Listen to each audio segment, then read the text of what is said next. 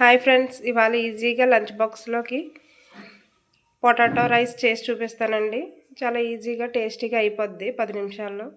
Time లేనప్పుడు ఎప్పుడైనా మనం ఈజీగా చేసుకోగలిగేది ఎగ్ రైస్ ఒకటి, పొటాటో రైస్ కూడా చాలా ఈజీగా అయిపోద్ది. ముందుగా ఆయిల్ హీట్ ఇందులో బంగాళదుంపలను క్యారెట్ వేపుకోవాలి. పొటాటో క్యారెట్ ఫ్రై అయిపోయాక పక్క తీసి పెట్టుకోవాలండి. ఇలా పొటాటో ఇలా అయ్యేంత వరకు ఫ్రై చేసుకోవాలండి. విరుగుతుంటే తీసి పక్కన పెట్టుకోవాలి. ఇప్పుడు ఈ ఆయిల్లో కొద్దిగా స్పైసెస్ యాడ్ చేసుకుందాం.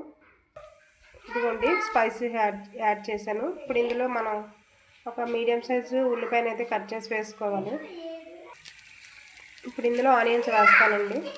అలాగే గ్రీన్ చిల్లీ కూడా వేసుకుందాం. ఇప్పుడు ఇందులో కొద్దిగా అల్లం వెల్లుల్లి పేస్ట్, కరివేపాకు, పసుపు వేద్దామండి.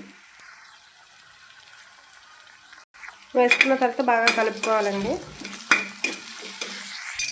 ఇప్పుడు ఇందులో ముందుగా వేయించి పక్కన పెట్టుకున్న క్యారెట్ని, పొటాటోని ఇందులో వేద్దామండి. వేసుకొని బాగా కలుపుకుందాం. కొద్దిగా ధనియాల పౌడర్ కూడా వేద్దాం.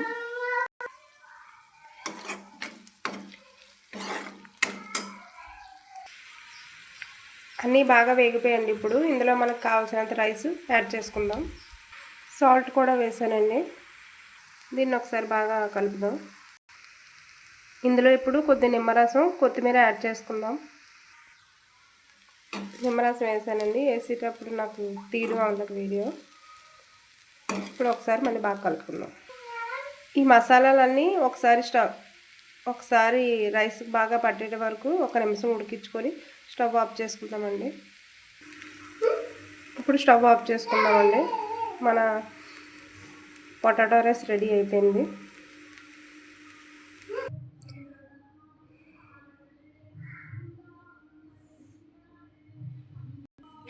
ఇదిగోండి వేడి